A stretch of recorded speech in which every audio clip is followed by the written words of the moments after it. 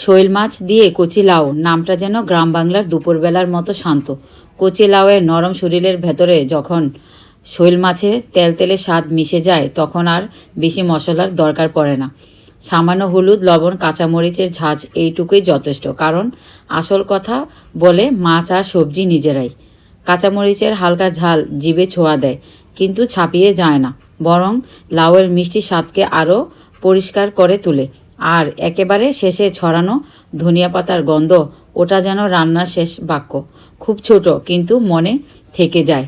এই রান্নার কোনো তাড়াহুড়ো নেই, কোনো বাড়তি জাঁকজমক নেই, আছে শুধু ঘরের উষ্ণতা, সাদামাটা ভালোবাসা আর ভাতের সঙ্গে নিঃশব্দে সুখ হয়ে ওঠা এক প্লেট খাবার।